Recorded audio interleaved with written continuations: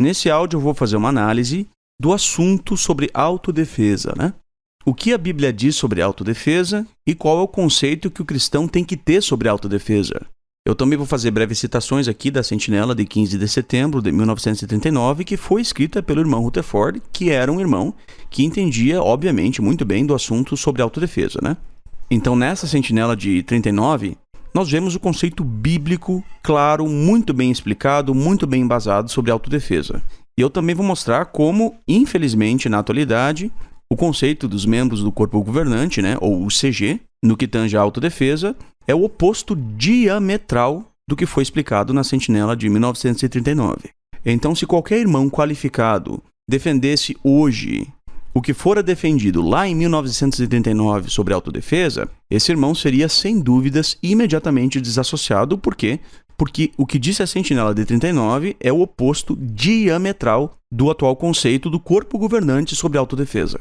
E eu decidi fazer esse áudio porque eu recebi comentários de alguns irmãos assim que ficaram simplesmente chocados com o discurso do Gary Breaux na sexta-feira à tarde do Congresso. Se você baixar o vídeo, você pode ir até lá ao minuto 33 e você vai assistir o discurso dele sobre autodefesa. E a questão é que vários irmãos, anciãos inclusive, ficaram extremamente chocados com o discurso, porque ele não tem nenhuma base bíblica. Até onde eu pude analisar, o discurso é simplesmente absurdo, porque não se baseia na Bíblia e é dito que ele se baseia na Bíblia. Então eu recebi o áudio desse irmão, que inclusive eu acho que é ancião. E nesse áudio, esse irmão realmente se expressa, ele mostra sua preocupação, né, sincera e tudo, que o discurso não tem base bíblica alguma, fere as consciências pessoais dos irmãos. Na verdade, não digo nem fere, né? O discurso atropela as consciências pessoais dos irmãos. E eu gostei muito de saber, né, que tem vários irmãos que têm esse senso crítico. E na verdade não é nem senso crítico, é o que a Bíblia diz que os bereanos faziam e que a gente tem que imitar também, que é analisar a Escritura e ver se as coisas são realmente assim. Pois é, então, uma coisa que tem me preocupado bastante é que os membros do CG, eles são, de certa forma, cativos, né, dessa crença de que eles foram nomeados para interpretar a Bíblia, coisa que a Torre de Vigia jamais alegou sobre si mesma até o século XXI. Sempre foi dito que a Bíblia interpreta a si mesma, mas não, agora é diferente. Agora eles estão nomeados para interpretar a Bíblia. E isso simplesmente chegou ao ponto de que as opiniões pessoais deles são mascaradas sobre diversos assuntos com aquilo que a Bíblia diz. Então muitos irmãos pensam, é isso que a Bíblia está dizendo, olha o que a Bíblia diz. E não é o que a Bíblia diz, é a opinião do membro do corpo governante. E todos os irmãos que pensam por conta própria, né? E quando eu falo pensar por conta própria, não estou falando de ser independente, de ser, sabe? Estou falando simplesmente a pessoa ter um senso crítico que é bom, que é aquilo que os bereanos tinham, né? Quando a pessoa tem essa autonomia de pensamento, ela percebe que aquilo que é dito sobre o uso de barba, sobre o ensino superior, sobre o emprego, sobre o trabalho, a posição, né, no trabalho, que agora tu não pode aceitar uma promoção que vai te dar mais dinheiro, porque senão você é materialista. Essas visões são mascaradas como sendo aquilo que a Bíblia tem a dizer para nós, quando na verdade são as opiniões de homens, que em muitos casos não fazem ideia do que estão falando. Mas visto que eles estão em uma posição de autoridade e admiração, então tudo que eles falam vem de Jeová e parece que está na Bíblia. E não está na Bíblia. Muita coisa não está na Bíblia. É a opinião pessoal de um membro que, na verdade, é mascarada como se fosse a opinião da Bíblia, como se fosse a mensagem da Bíblia. E lá pelas tantas, a opinião deles muda sobre aquele mesmo assunto e as congregações são impostas àquela opinião, os irmãos são impostos àquela opinião e não há quem possa discordar. Então, por exemplo, numa década, tipo a década de 70, o CG tinha uma opinião específica sobre um assunto específico e aquela era a opinião da Bíblia. Você tinha que concordar com aquilo ali. Em 2021 é exatamente o oposto. Mas ainda assim, ambas as visões foram apresentadas no tempo apropriado e você tinha que concordar com elas porque elas eram a palavra de Jeová. Então agora nós somos ensinados que nós não deveríamos ter animal de estimação porque isso consome de nós o tempo que deveríamos gastar no ministério. E há pouco tempo surgiu a questão do sangue, né, da enfermeira, né? Porque sempre foi ensinado que uma enfermeira tem o direito de escolher o que ela quer fazer, uma irmã, né? Se o médico receitar um paciente uma transfusão de sangue. Então, se ela quiser pegar a bolsa de sangue e colocar no paciente, de acordo com a ordem médica, é a consciência dela que decidiria isso. Isso era o entendimento anterior. O entendimento atual é que agora ela não pode fazer isso, porque agora o CG mudou de opinião E agora, se uma irmã é enfermeira, ela não pode ministrar uma transfusão de sangue, mesmo que não tenha sido ela que tenha ordenado, que tenha sido médico, ela não pode ministrar porque ela estaria sendo conivente com um pecado sério. Então esses exemplos bastam, mas existem outros. O ponto é que esses exemplos mostram que muitas vezes a opinião de homens, de instrutores da Bíblia, é mascarada como se fosse a opinião da Bíblia e não é. Na questão da enfermeira que ministra a transfusão de sangue, várias irmãs já disseram que a consciência delas não causa problema. Não tem problema de consciência ao ministrar uma transfusão de sangue, porque não é ela que está fazendo aquilo ali. É o médico que receitou e o paciente quer aquilo ali. Então a gente pode até ir na Bíblia para ver como isso é apoiado pela Escritura. Os judeus não podiam comer carne com sangue, mas eles podiam dar a carne que não tinha sido sangrada a um residente forasteiro que não era um prosélito. Eles podiam fazer isso. Então, quando vem uma carta do CG para as congregações dizendo que as irmãs ou irmãos, que são enfermeiros ou enfermeiras, não podem ministrar uma transfusão de sangue sob ordem médica, o que está acontecendo? As consciências estão sendo desrespeitadas. E isso acontece com muita coisa. E um desses pontos é o ponto sobre autodefesa, que na verdade aquilo ali não é a opinião da Bíblia, aquilo ali é a opinião de homens, mas é mascarada como se fosse a opinião de Jeová sobre o assunto, o que é um absurdo. E é aquilo que o irmão do áudio falou. Eles não dizem, é proibido ter arma, você vai ser desassociado se você tiver arma. Eles não dizem isso. Assim como eles não dizem que você está proibido de fazer faculdade. Não diz. Contudo, eles usam todos os tipos de técnicas sutis de persuasão e pressão psicológica para que você não apenas não faça o que eles querem que você não faça, como para que você também desrespeite aqueles que discordam deles. E teve um argumento na Despertai de 2017, se eu não me engano, que diz ali que se um irmão tiver arma numa congregação para se defender de outros humanos, isso poderia fazer alguns irmãos tropeçar, porque uns irmãos ficariam até chocados. Mas é óbvio que eles ficariam chocados. Eles são ensinados a ficar chocados. É que nem quando se diz que se o irmão tem barba na congregação, isso poderia fazer com que alguns irmãos tropeçassem, porque eles se sentiriam desconfortáveis. Mas é óbvio que eles se sentiriam desconfortáveis. Todo personagem com barba que aparece na literatura da Torre de Vigia, na literatura audiovisual, ou pelo menos visual, todo ele é representado como rebelde. Todo irmão que aparece com barba é chamado de rebelde. Então é óbvio que se um irmão tem barba, os outros vão achar isso desconfortável e vão chamar ele de rebelde. Por quê? Porque os irmãos são ensinados a fazer isso. Eu não lembro em uma única vez de ter visto na Sentinela, na Despertai ou em qualquer outra publicação a seguinte frase: se o irmão quiser ter barba, ele está no direito dele e a congregação não deve recriminá-lo nem desrespeitá-lo por isso, mas deve amá-lo e respeitá-lo por sua opinião pessoal.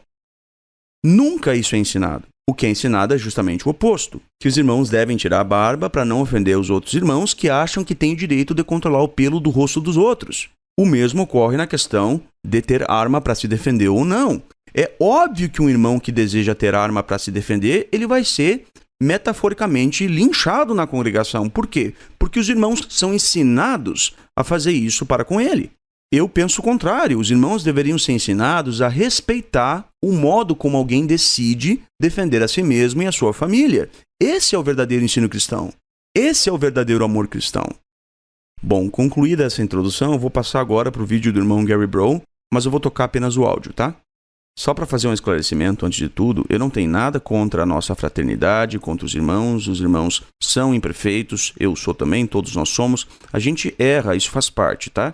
Contudo, existem erros que devem ser combatidos, a gente não pode ser simplesmente conivente com os erros e dizer, não, a pessoa erra, tudo bem, deixa que continue errado. Não, o que está errado tem que ser apontado. É isso que a Bíblia ensina. E é lógico que a gente não vai ficar apontando todos os errinhos, mas existem erros sérios de ensino, erros esses que devem ser corrigidos. E eu fiquei bastante decepcionado porque o discurso do Gary Bro apresenta uma visão absurda sobre a autodefesa, onde me faz questionar não só a competência do Gary Bro, mas a competência dos membros do CG para falar sobre o assunto. Porque não é possível que uma pessoa que se auto-intitula instrutor da palavra de Deus desconheça tanto o conceito de Deus sobre autodefesa quanto o irmão que fez o discurso. Os textos bíblicos que ele cita são mal aplicados, são descontextualizados e as consciências individuais são totalmente desrespeitadas. Mas vamos para o discurso então. Do nada, podemos nos deparar com alguém violento e o modo como vamos reagir vai mostrar nossa fé. Sim, nossa fé pode ser testada como a de Enoque foi. A Bíblia diz que antes do dilúvio, muitas pessoas não adoravam a Deus, e essas pessoas também eram muito violentas. Nós lemos que o homem fiel Enoque escolheu andar com Deus. Ao lidar com pessoas violentas, ele confiou em Jeová. Por outro lado, Lameque, que era descendente de Caim, decidiu confiar em si mesmo. Isso levou ele a matar um homem, supostamente para se defender. Tanto Enoque como o assassino Lameque viviam num mundo violento. Mas o modo como eles reagiam à violência era bem diferente. Então, não é possível, não é possível que uma pessoa diga uma coisa dessas, tá? Lameque decidiu confiar em si mesmo. Onde é que diz isso na Bíblia? A Bíblia não diz isso. Aí chama ali Lameque de assassino, o assassino Lameque. A Bíblia não chama Lameque de assassino em parte alguma. Lameque matou alguém em autodefesa. Autodefesa não é assassinato. Não é possível que alguém confunda essas duas coisas. Ou seja, basicamente o que ele está falando aqui é que Lameque tinha que morrer quieto. E aí eles colocam, Lameque e Enoque em lados opostos, como se um fosse o antagonista do outro. A Bíblia não fala isso em parte alguma. Na verdade, nesse relato, Lameque é contrastado com Caim e não com Enoque. Vamos ler então Gênesis 4, versículos 23 e 24, que dizem assim: Então Lameque compôs estas palavras para as suas esposas Ada e Zilá. Lameque disse: Ouçam minha voz, esposas de Lameque. Deem ouvidos à minha declaração. Matei um homem porque ele me feriu. Sim, um jovem, porque me golpeou. E aí conclui-se aqui, no versículo 24. Se Caim deve ser vingado 7 vezes, então Lameque 77 vezes. Esse é um texto bastante difícil de entender, mas a revista A Sentinela, de 15 de março de 1973, página 174, parágrafo 14, diz assim, abre aspas, Lameque alegou defesa própria, aparentemente reivindicando imunidade contra qualquer vingador da morte do homem. Por quê? Porque sabia da promessa de Deus de agir contra qualquer presumido vingador no caso de Caim, e achava que seu próprio caso era muito mais justificável do que o de Caim, conforme diz Gênesis 4, 17, 18, 23, 24. De modo que os homens nunca estavam sem princípios e precedentes para orientar a sua consciência. Fecha aspas. Esse foi o comentário de A Sentinela. Eu não sei se vocês entenderam, mas o que A Sentinela disse foi justamente o oposto da explicação dada pelo Gary Bro. Vamos tentar entender o contexto onde Lameque disse essas palavras. Em Gênesis 4, capítulo 15, nós lemos, abre aspas, Então Jeová lhe disse, por essa razão, quem matar Caim sofrerá vingança 7 vezes. Assim Jeová estabeleceu um sinal para Caim, a fim de que ele não fosse morto por quem o encontrasse. Fecha aspas. Então, qual é o contexto aqui? Jeová tinha prometido para Caim que, apesar de Caim ter assassinado, e Caim era assassino, apesar de Caim ter assassinado Abel, seu irmão, ele não deveria ser morto ou executado por ninguém.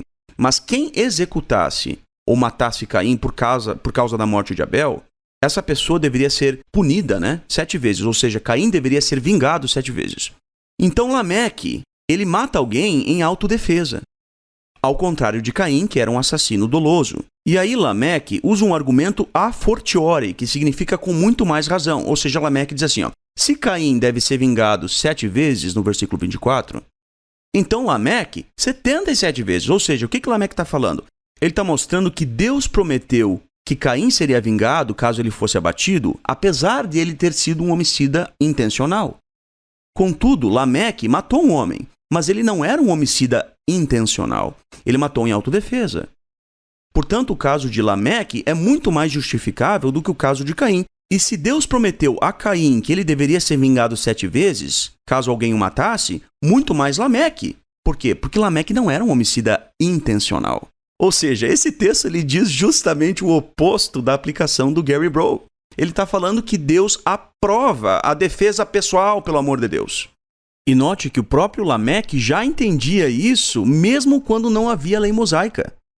Esse texto não retrata Lameque como um assassino em nenhum mundo possível. O que o texto fala ou mostra é Lameque se defendendo perante as suas esposas, e no caso aqui, obviamente, tinha mais pessoas. Mas Lameque usa a declaração de Deus em relação a Caim para justificar o seu ato.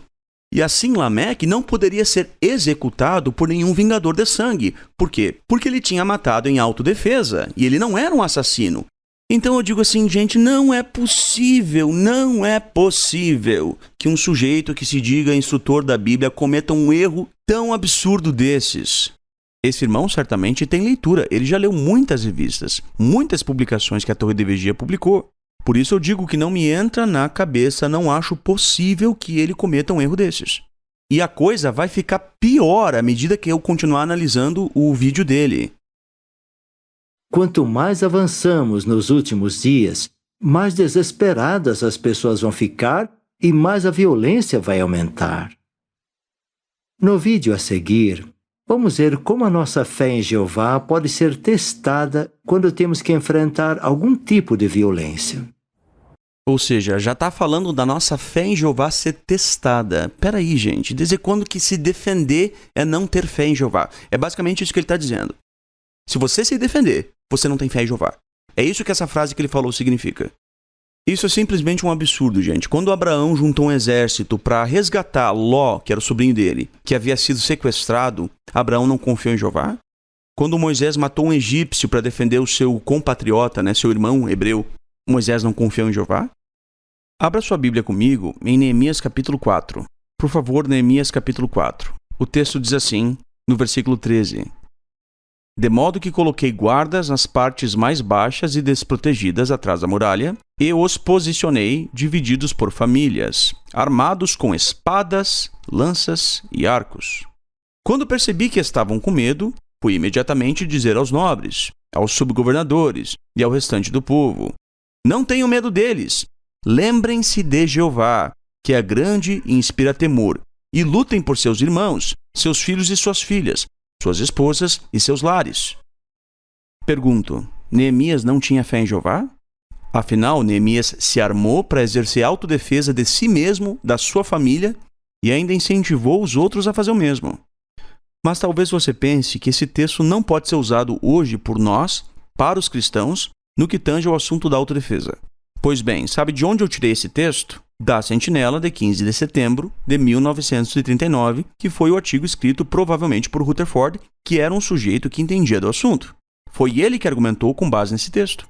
Se a mensagem aqui propagada pelo Gary Brough, de que aquele que se defende não tem fé em Jeová, porque é basicamente isso que ele está dizendo no discurso, se isso fosse verdade, isso significaria que Neemias não tinha fé em Jeová, que Moisés não tinha fé em Jeová, que Abraão não tinha fé em Jeová.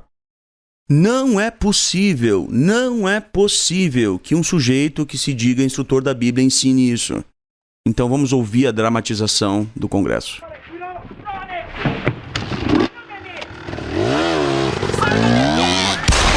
Chama o Rick!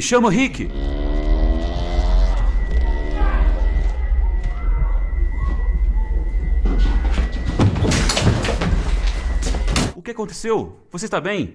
Deixa isso aí. Meu filho quase morreu por causa das gangues.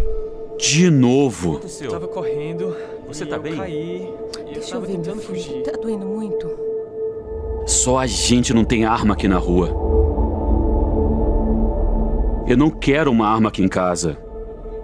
Então, a dramatização mostra um filho de um casal que chega meio que fugido assim da violência, E o filho chega em casa, E aí o pai diz, olha, eu não quero ter uma arma, só a gente não tem arma. Bom, isso é um direito de cada pessoa, ele está no direito dele, ele tem todo o direito de pensar isso. Contudo, não é essa a mensagem que o CG está tentando transmitir aos irmãos, que é do direito da pessoa escolher. Não é essa a mensagem. A mensagem é clara. Tudo que aparece na literatura da Torre de Vigia é colocado ali como um exemplo a ser seguido. Isso não é uma apresentação da liberdade individual que cada cristão tem direito a decidir o que quer, o que não quer, o modo como quer defender a si mesmo. Não é essa a mensagem. A mensagem aqui é: não tenha arma, assim como o irmão do vídeo não tem arma. Este é o modelo a ser seguido. Nesse mundo violento, mesmo nos bairros que parecem ser mais seguros, podemos passar por algo parecido. Então, como podemos imitar a fé de Enoque? Peraí, mas que fé de Enoque? O que é que tem a ver Enoque com autodefesa, gente? Não tem nenhuma relação uma coisa com a outra. Onde diz no texto da Gênesis que Enoque recusou defender-se? E que essa recusa em defender-se era ter fé em Jeová. Onde é que diz isso no texto da Bíblia? Não é possível que a pessoa esteja ensinando isso, cara. Bom, ele conhecia uma verdade importante. Jeová odeia a violência. Jeová odeia violência. Se queremos andar com Deus igual a Enoque, também não podemos reagir com violência. Onde que aparece na Bíblia um relato de autodefesa de Enoque? Não existe isso! Isso é invenção! Todo o discurso está sendo baseado em algo que não existe. Também não podemos reagir com violência. Essa frase deixa claro que ele não tem a menor noção do que é autodefesa. Ele nunca estudou sobre o assunto. É impossível parar um ataque violento sem violência. É impossível. É até possível que você consiga impedir que um ataque violento comece sem violência. Talvez você tente acalmar o bandido. Cara, não faz isso, aquela coisa, né? Beleza, antes de começar. Depois que o ataque começou, você não para o ataque sem violência. A única forma efetiva de parar um bandido com uma arma é existir um sujeito bom, um sujeito de bem, com uma arma. Então, se nós não podemos, em hipótese alguma, reagir com violência, a única solução que nos resta é assoprar um apito. Então, raciocina o seguinte, entra um criminoso na tua casa, ele aponta uma arma na cabeça da tua esposa, mas tu não pode reagir com violência. O que tu tem que fazer? Orar a Jeová. Beleza, tudo bem, concordo, nessa situação qualquer pessoa oraria a Jeová. Eu oraria a Jeová, sem dúvidas. Mas e se o sujeito não muda de opinião, o que tu faz? Segundo Gary Bro e segundo o CG, que é o mentor intelectual desse discurso, a tua única alternativa nessa situação é assoprar um apito ou ligar para a polícia para que a polícia use de violência por ti, no teu lugar. Ou seja, você não pode usar de violência, mas você pode chamar alguém para que essa pessoa use de violência no teu lugar e para te defender. Então é claro que o Gary Bro não tem a menor noção do que é autodefesa. Nem ele, nem os membros do CG. Na grande maioria dos casos, a única forma de parar um ataque violento é com violência. E aqui eu gostaria de citar a dramatização da história do Christopher Chavez, que era um irmão americano nos Estados Unidos, que ele foi assassinado, tá? Se você tem acesso ao Netflix, você pode assistir esse documentário. Na série Eu Sou um Assassino, na segunda temporada, episódio 3. O título do episódio é Um Menino Comum. Nesse episódio dessa série, nós vemos a história do Christopher Chavez, que era um irmão testemunha de Jeová, e resumidamente a história é o seguinte. O Christopher, ou Chris, ele tinha estacionado o carro após ter saído de uma reunião num estabelecimento. E nesse meio tempo ele saiu do carro e o criminoso Leo Little entrou no carro e esperou ele voltar. Esperou o Chris voltar. Quando o Chris voltou, o Leo Little, que estava no banco de trás do carro, apontou uma arma para a cabeça dele e levou o Chris para fora da cidade e atirou nele. O Chris não morreu imediatamente, mas agonizou por alguns dias até que ele foi encontrado. Por fim, ele morreu no hospital. Mas aí você pensa, poxa, essa é uma história triste, mas não é tão incomum. Ela é uma história bastante peculiar. Por quê? Porque o Christopher era testemunha de Jeová. E o modo como ele agiu foi decisivo para que ele fosse assassinado. O investigador do caso disse o seguinte sobre o Chris, abre aspas, ele provavelmente foi a vítima adulta mais inocente de todas as investigações de assassinato que eu já fiz. Fecha aspas. O curioso é que isso foi descoberto depois. Enquanto o Chris e o Leo Little iam para fora da cidade, os dois entram numa conveniência num posto de gasolina. E o Chris pega uma bebida. E nesse momento, o Leo Little vira as costas para o Chris porque ele não vê o Chris como uma ameaça. Isso fica registrado nas câmeras de segurança, no sistema de segurança da conveniência do posto. E o investigador do caso mostra a gravação das câmeras de segurança para o pai do Chris.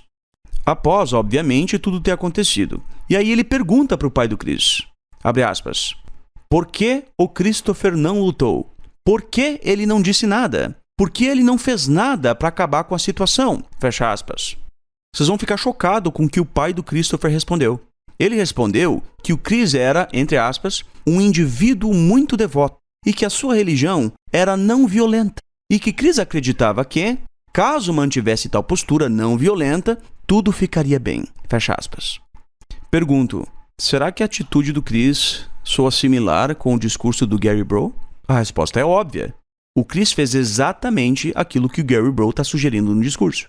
E aí, o investigador do caso concluiu para o pai do Chris, entre aspas, foi exatamente isso que fez com que ele fosse morto.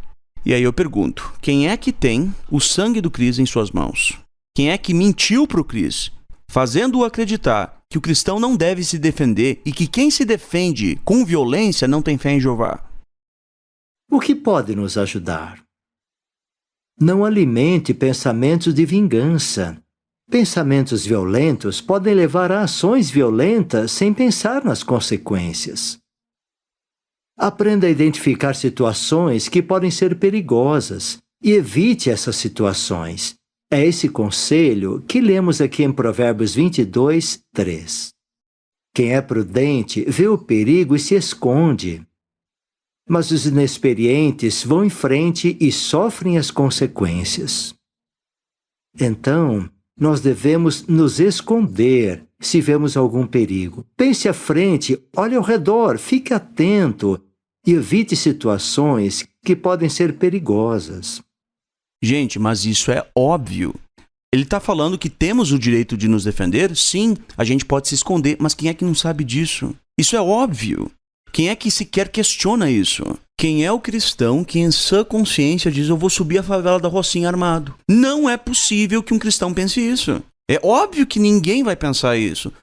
É natural que as pessoas queiram se defender e que o primeiro passo para a autodefesa é tentar se esconder e se proteger. Só que isso custa dinheiro e nem sempre é possível fazer isso em todos os lugares. Se eu tivesse dinheiro, tu acha que eu não teria um carro blindado? Se eu tivesse dinheiro, tu acha que eu não moraria num condomínio ultra seguro?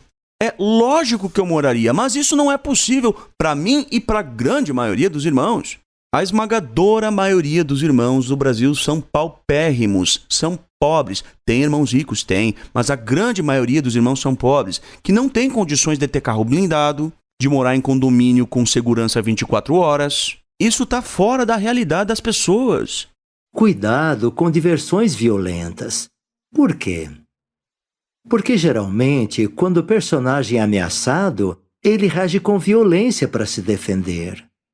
Esses personagens usam todo tipo de objetos e armas para matar ou dominar os inimigos. Beleza, nesse ponto tá certo. O cristão não vai jogar videogame violento ou que estimula o pensamento violento, né? Beleza, até aqui tudo bem. Os cristãos fazem o que podem para proteger a si mesmos e as suas famílias, mas eles fazem isso dentro dos limites dos princípios bíblicos. Veja só, agora está de novo mascarando a opinião deles com os princípios bíblicos. Ele não apresentou nenhum princípio bíblico. Eu quero que ele me apresente a solução. Peraí, eu não tenho dinheiro para me defender. Eu não tenho condições de ter um carro blindado. Eu não tenho condições de ter segurança. Eu não tenho condições de morar num condomínio ultra seguro, com segurança 24 horas. Como que eu posso defender a mim mesmo e a minha família? Me explica isso. Ele não está dizendo como. Lembre desses 3 textos ao pensar no que você vai fazer para proteger a sua família. Na verdade, os textos que ele vai ler são justamente o contrário. Os textos que ele vai ler são conselhos que eles vão aplicar, não que o texto diga, mas são conselhos que eles vão aplicar para o que você não deve fazer. Os textos não vão te ajudar a ver o que você deve fazer. A aplicação que ele vai fazer do texto é segundo aquilo que ele acha que você não deve fazer. Em outras palavras, esse discurso e esses textos estão muito mais relacionados ao que você não pode do que a apresentar uma solução para você se defender. No Salmo 51:14, Davi fez essa oração: livra-me da culpa de sangue. Ele nunca quis ser culpado de assassinato. Se você decidir usar uma arma para se defender, você pode matar alguém ou até morrer. Pelo amor de Deus, não é possível que ele confunda autodefesa com assassinato. O texto do Salmo que ele citou fala de culpa de sangue. Matar em autodefesa não é culpa de sangue. Se fosse culpa de sangue, Moisés teria culpa de sangue. Moisés matou um egípcio para defender um hebreu. Não matou? Matou. O que Deus fez com ele? Puniu ele porque ele tinha culpa de sangue? Não, mas fez dele líder de Israel. Uma grande nação, um dos maiores líderes da humanidade. Autodefesa não é assassinato. Não é possível que um instrutor da Bíblia, com tantos anos de experiência, não consiga diferenciar esses conceitos tão básicos que um estudante de direito no primeiro ano da faculdade consegue entender. Abra sua Bíblia comigo em Êxodo, capítulo 22, versículo 2 e 3. Êxodo 22, 2 e 3. Diz assim: Se um ladrão for pego arrombando uma casa, for ferido e morrer, quem o matou não terá culpa de sangue. Quem o matou não terá culpa de sangue. Quem o matou não terá culpa de sangue. Mas se isso acontecer depois do nascer do sol, quem o matou terá culpa de sangue. O ladrão fará restituição. Se ele não tiver nada, será vendido para pagar as coisas que furtou. Esse texto deixa bem claro que a autodefesa não incorre em culpa de sangue quando o bandido é uma ameaça à vida da pessoa. Se um ladrão entrasse numa casa durante a luz do dia, e naquela época não tinha arma de fogo, né? Então o ladrão não ia ter uma arma. Dava muito bem para ver e identificar quem ele era. E aí depois ele teria que ser punido pelo furto que ele cometeu. Aqui está falando do furto. Furto. No entanto, se o furto ocorresse durante a noite, a invasão à casa, melhor dizendo, ocorresse durante a noite, não dá para saber o que o bandido quer. E aí presumia-se que os moradores da casa estivessem com as suas vidas em risco. Sendo esse o caso, e as vidas estando em risco, eles tinham total direito de matar a pessoa que estava invadindo a casa deles. E isso não era culpa de sangue. A Bíblia diz isso clara e abertamente. Mas agora, o Gary Bro está ensinando outra coisa. Só faltou lhe dizer coitadinho do bandido. Quando o cristão decide fazer alguma coisa para se proteger ou proteger sua família, ele vai fazer tudo o que ele puder para não tirar nenhuma vida e se tornar culpado de sangue. Ou seja, ele está dizendo que o cristão que matar alguém em autodefesa é culpado de sangue. É exatamente isso que ele está dizendo. Embora, na lei mosaica, se alguém matasse uma pessoa em autodefesa, em situações específicas, né, à noite principalmente, essa pessoa não tinha culpa de sangue. A lei mosaica diz isso, mas não. Agora, ele tem uma nova lei. E essa lei é o seguinte: se você, cristão, se deparar com uma situação onde o cara está estuprando a sua mulher na sua frente, ou está tentando matar a sua filha, e você pegar um taco de beisebol e dar na cabeça do cara e o cara morrer, você tem culpa de sangue. É exatamente isso que ele está dizendo. Isso é um absurdo.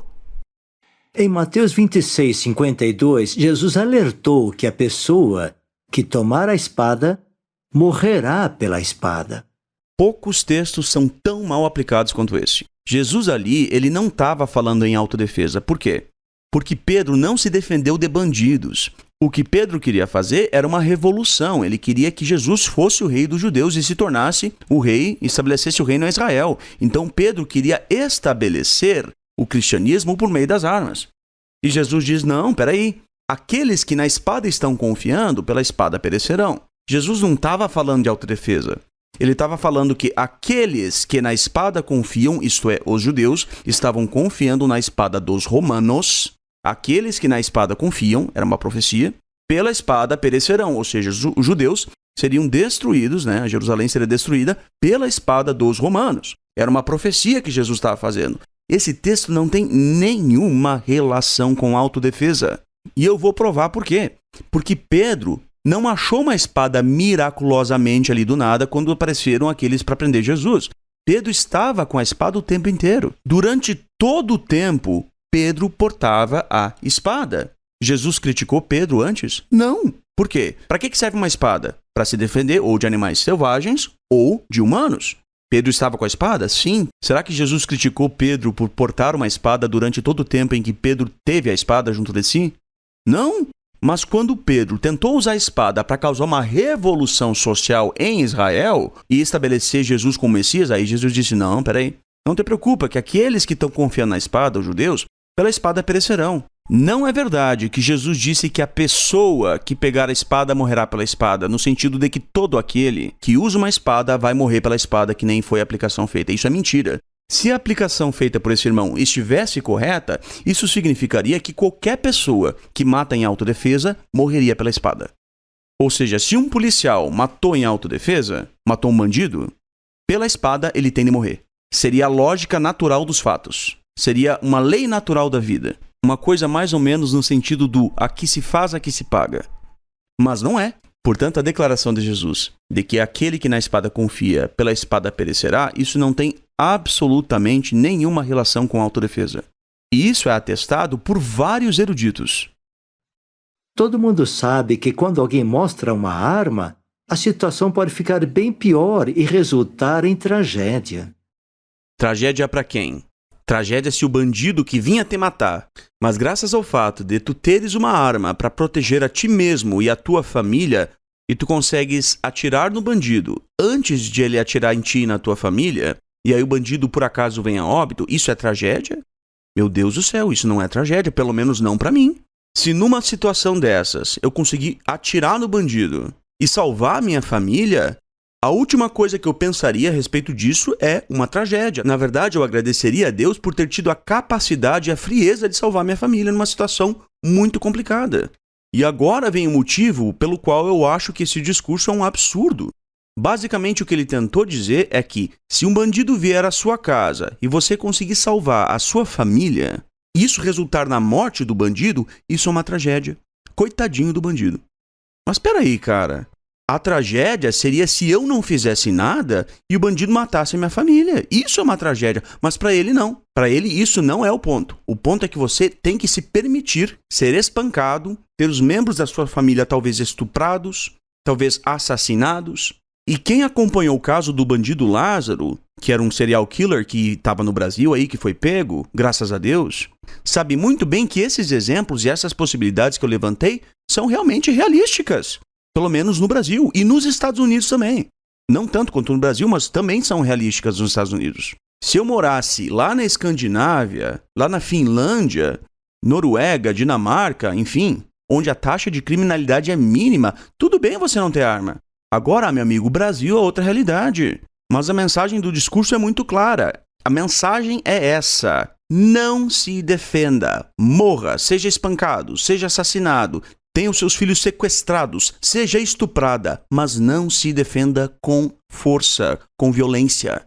Mas se por acaso, em autodefesa, você vier a matar, sem intenção, né, mas em autodefesa, um bandido que vinha fazer a mesma coisa com você, aí é uma tragédia. Deus o livre o bandido morrer, você pode morrer. A vida do bandido é sagrada, mas a sua não é. É essa a mensagem do discurso. Gente, isso é um absurdo. É um absurdo. Se você planeja usar uma arma para se defender, Jeová pode tirar o Espírito Santo de você. Meu Pai amado, essa é a declaração assim mais forte do discurso. Isso aqui é para chocar os irmãos. Isso aqui é um atropelo às consciências dos irmãos e às liberdades individuais. Não tem qualquer base bíblica isso que ele está falando. E ficar longe de Jeová é a última coisa que a gente ia querer numa situação perigosa. Ou seja, se você tem uma arma para se defender e numa situação perigosa você talvez tenha que usar essa arma, Jeová não está contigo. Nem nesse momento, nem em nenhum outro momento, porque o Espírito Santo se retirou de você. Ou seja, o ponto é que você tem que se permitir ser estuprado, ser assaltado, ser sequestrado, ser não sei o que é. Tudo você tem que se permitir. Você não pode reagir, porque senão o Espírito Santo sai de você. Isso é um absurdo. Isso é um absurdo. Não tem qualquer base bíblica isso.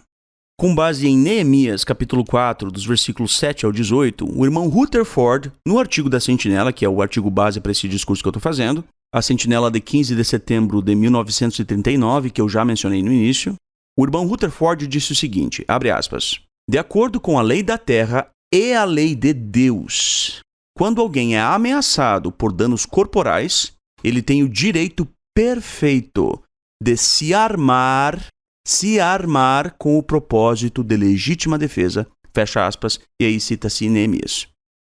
Veja outra citação dessa sentinela. O irmão Rutherford escreveu que as testemunhas, abre aspas, poderão usar adequadamente a força que lhes parecer necessária para a sua proteção ou defesa de si mesmas e de suas propriedades. Mais à frente ele disse: ninguém, por ser cristão, é obrigado a voluntariamente e sem resistência se submeter a um ataque de um bandido ou de outros que tentam impedi-lo de seguir legalmente sua obra de pregar o evangelho. Fecha aspas. Então Rutherford ele não só falou sobre a legítima defesa das propriedades e do próprio corpo, da própria saúde física, como ele também falou da legítima defesa durante o serviço de pregação. Ele também falou o seguinte, abre aspas, a pessoa agredida pode usar de força contra o malfeitor no grau que achar necessário, a fim de proteger a si mesma e a sua propriedade ou parentes de um malfeitor. Jesus usou chicotes para expulsar os desordeiros do templo e não ofereceu a outra face. Fecha aspas. Depois você pode ler o artigo inteiro, mas o ponto é que o artigo de A Sentinela de 15 de setembro de 1939 é o oposto diametral dessa nova visão apresentada nas últimas décadas e que é apresentada aqui pelo Gary Breaux, que não tem base bíblica alguma. E agora ele vai citar o terceiro texto que supostamente diria que o cristão não pode ter arma para autodefesa. O terceiro texto é Eclesiastes 9:18, que é bem claro. A sabedoria é melhor do que armas. Ou seja, nenhuma arma protege mais do que a sabedoria. Eu concordo, obviamente, que a sabedoria pode proteger melhor do que a arma. Mas quando um bandido armado entra na tua casa, tu não vai bater nele com um livro. Quando um bandido atira na polícia, a polícia não atira livros, ela atira balas. Quando uma nação ataca outra, a nação atacada não retribui com livros. Ela retribui com armas e guerra. E assim como os outros textos, o texto de Eclesiastes 9:18 também foi tirado do contexto. Se você for ler capítulo 9, versículo 13, você vai ver o contexto. Leia comigo Eclesiastes 9:13 em diante. Também vi, debaixo do sol, este exemplo de sabedoria que me impressionou. Havia uma pequena cidade com poucos homens. Um rei poderoso veio contra ela e a sitiou. Aqui está falando de guerra. E construiu contra ela grandes obras de cerco. Achava-se ali um homem pobre, mas sábio, e ele salvou a cidade com a sua sabedoria. No entanto, ninguém se lembrou daquele homem. E eu disse para mim mesmo, a sabedoria é melhor do que a força. Apesar disso, a sabedoria do pobre é desprezada, e as suas palavras não são ouvidas. É melhor ouvir palavras calmas dos sábios do que os gritos de quem governa entre os tolos.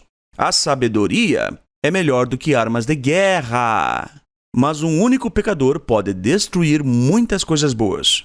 Esse texto, em nenhum mundo possível, está falando que as armas são inúteis. Esse texto está falando que se uma cidade tem soldados armados, tem armas, mas os soldados, as pessoas que vão defender aquela cidade, não têm sabedoria, de nada serve.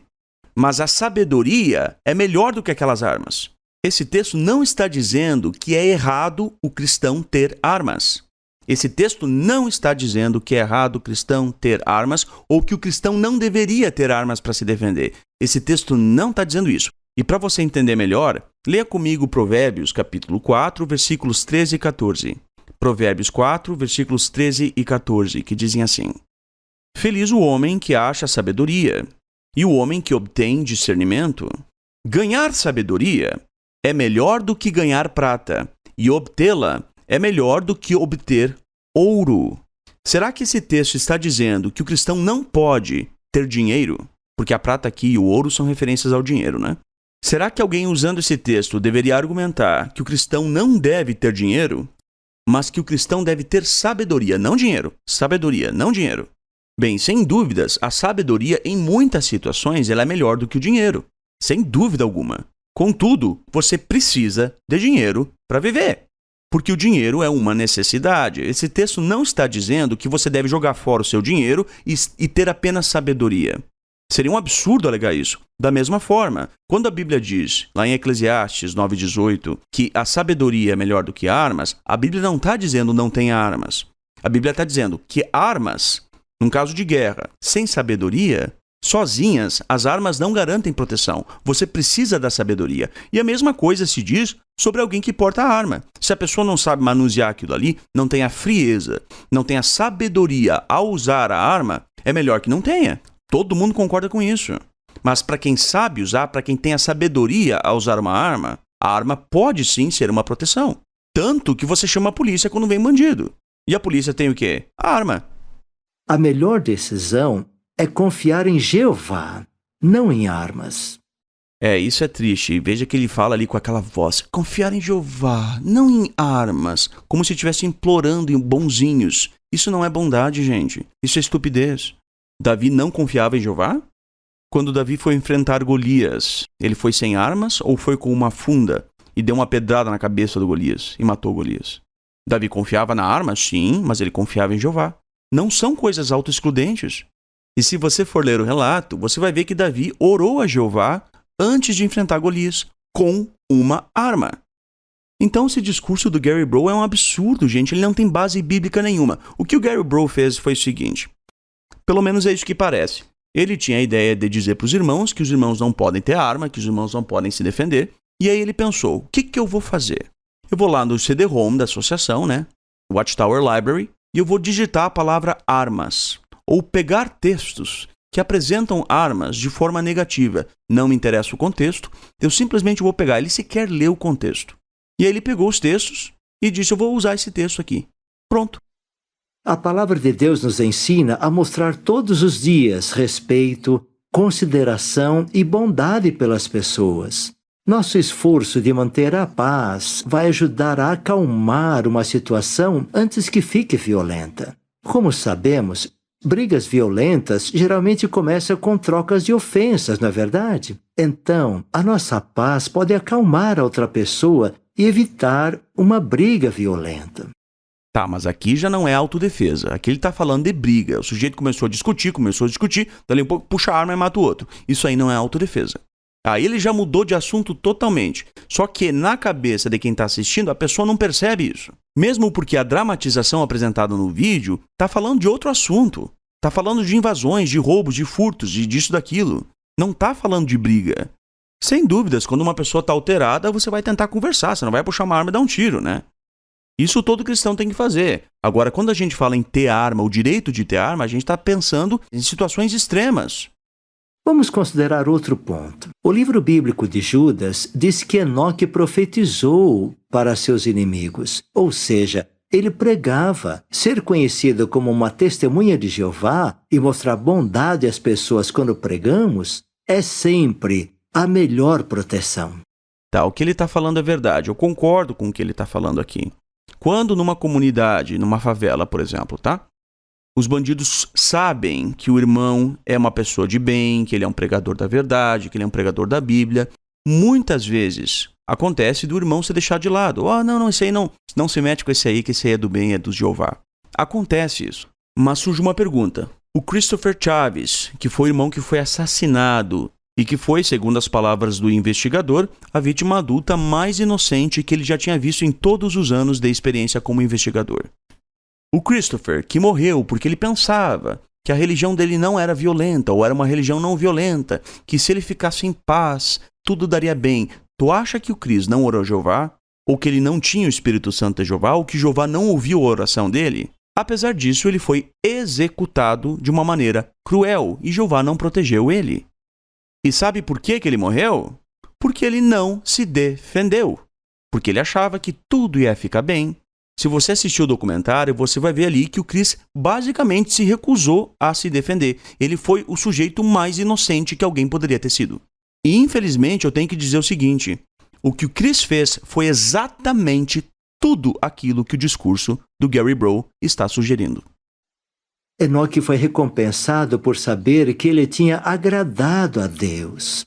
De alguma forma, de uma maneira bem clara, ele recebeu a garantia de que Jeová o aprovava. Como é bom saber que se nos depararmos com a pessoa violenta e não pudermos fugir, como Enoque, nós podemos lidar com esse teste de fé de uma forma que vai agradar a Deus. Meu Pai amado, a conclusão é ainda pior. O que basicamente a conclusão diz é o seguinte: Enoque foi protegido por Deus e foi transferido. Se a gente está numa situação e a gente não consegue fugir, não vai acontecer com a gente o que aconteceu com Enoque. Mas a gente pode morrer agradando a Deus. Ou seja, morrer quieto, que nem o Christopher Chaves morreu. É isso que ele está dizendo. Gente, não é possível.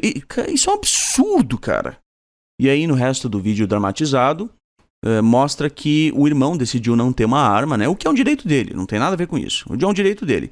Mas ele decidiu não ter uma arma para imitar Enoque, porque ele queria demonstrar fé em Deus. Não tem nada que ver uma coisa com a outra. Enoque tinha fé em Deus porque ele não era um homem violento, ele não se misturava na violência daquele tempo. Mas isso não tem nada que ver com autodefesa. A Bíblia não apresenta nenhum caso de autodefesa de Enoque, onde uma pessoa agrediu a ele ou tentou matá-lo. A Bíblia não diz isso, em parte alguma. Portanto, o exemplo de Enoque sequer pode ser um exemplo usado para se entender a questão da autodefesa. Percebeu o que o irmão decidiu fazer para lidar com a violência? Sua fé nas promessas de Jeová o motivaram a confiar em Jeová e não nas armas. E Neemias, que confiou em Jeová também, tanto quanto Enoque. Neemias era um grande servo de Jeová, apresentado de forma exemplar na Bíblia, e ele armou as pessoas que estavam reconstruindo os muros, né, da cidade para protegerem a si mesmas e as suas famílias. E Moisés, que matou um egípcio para defender o seu irmão hebreu. E Abrão, posteriormente Abraão, que mobilizou 318 servos da sua casa para salvar, resgatar o seu sobrinho Ló, que havia sido sequestrado. E Davi, que se armou e orou a Jeová para enfrentar Golias. Mas talvez alguém diga, mas esses são casos do Antigo Testamento, as pessoas daquela época não sei o que. Talvez alguém diga isso. E Enoque era da onde? Era do Novo Testamento? O ponto é que ele está pegando o exemplo de Enoque, que sequer tem a ver com a questão da autodefesa. Ele está montando um discurso que simplesmente não tem base bíblica e ele está ignorando todos os exemplos de fé da Bíblia que contradizem o ponto que ele quer defender. Então ele fala depois que devemos imitar Enoque por não assistirmos a filmes violentos, por não jogarmos videogames violentos, e sem dúvida isso é correto. O cristão verdadeiro não se diverte com a violência. Esqueça a ideia de que você vai se proteger usando armas e continue pregando com coragem, igual a Enoque. O que tem que ver uma coisa com a outra? Não é possível que ele diga isso. Ou seja, eu não posso pensar que eu posso ter uma arma para me defender e enquanto isso eu tenho que pregar, igual a Enoque fazia. Não tem nenhuma relação uma coisa com a outra. Assim, mesmo que tenhamos que enfrentar uma situação violenta, o modo como vamos reagir nessa situação vai ser parecido com o de Enoque. E vamos agradar a Deus. Então, para concluir, eu vou contar uma história que foi famosa nos Estados Unidos há um tempo atrás, que tinha uma mãe amamentando a sua filhinha, né, em casa. Ela estava no sofá, amamentando a filha, quando ela percebeu que 2 homens estavam tentando entrar na casa. E nisso ela liga para a polícia. Obviamente, a polícia ia levar tempo até chegar até a casa, né? Então a mãe diz assim para a policial que está no telefone com ela: olha, eu tenho uma arma em casa. Eu posso atirar e me defender a minha filha? E a policial respondeu: senhora, eu não posso dizer o que a senhora deve fazer, mas eu posso garantir à senhora que a senhora tem total direito de defender a si mesma e a sua filha. E não deu outra. Ela pegou a arma que estava no cofre, né? Atirou na porta e matou o cara. E nisso o outro bandido fugiu e depois foi pego, né? E aí nos Estados Unidos, quem responde pelo assassinato, na verdade, é o comparsa. Quem efetuou o disparo, no caso a mãe, né? Ela não responde por assassinato ou por crime algum. Ela atirou em autodefesa. É o comparsa que responde pela morte do bandido. Mas agora eu pergunto, será que a arma não salvou a vida dessa mãe? É claro que salvou. Será que essa mãe, que atirou para salvar a vida da própria filha, ela tem culpa de sangue? Segundo o discurso do Gary Brough, que é aprovado, né, pelo corpo governante, sim. Mas segundo a Bíblia, não. Para o Gary Brough, segundo o que ele mesmo disse, isso foi uma tragédia. Por quê? Porque o coitadinho do bandido morreu e a vida dele era sagrada, mais sagrada do que a vida da pessoa que atirou para defender a própria filha. É exatamente isso que foi ensinado nesse discurso. Jeová Deus concedeu o direito a cada cidadão de defender a si mesmo e a sua família e a sua propriedade da forma como ele julgar necessária em uma situação complexa. O direito de autodefesa é concedido pelo Criador a todo ser humano, seja ele cristão ou não. Portanto, não cabe a ninguém, a nenhum magistério de ensino, determinar que os cristãos não podem se defender usando a força física. Obviamente, no grau necessário para expelir o agressor. Mas nós sabemos que o poder de defesa na autodefesa tem que ser similar ao poder de ataque. E se um bandido tem uma arma de fogo e vem contra você, contra um cristão, na casa de um cristão com uma arma de fogo, o cristão tem total direito de revidar com arma de fogo. Se isso resultar na morte do bandido, o cristão não tem culpa de sangue, ao contrário do que foi dito nesse discurso. É claro que se você está andando na rua e uma pessoa furtou a sua carteira, você não vai sair atrás da pessoa dando tiro. É óbvio que é melhor perder a carteira do que matar alguém. Mas quando a gente fala na questão de poder ter ou não arma de fogo, a gente pensa em questões mais complexas, e justamente por isso que a gente fala da arma de fogo. Mas é isso aí, eu espero que vocês tenham gostado desse discurso. Um grande abraço a todos e fiquem em paz.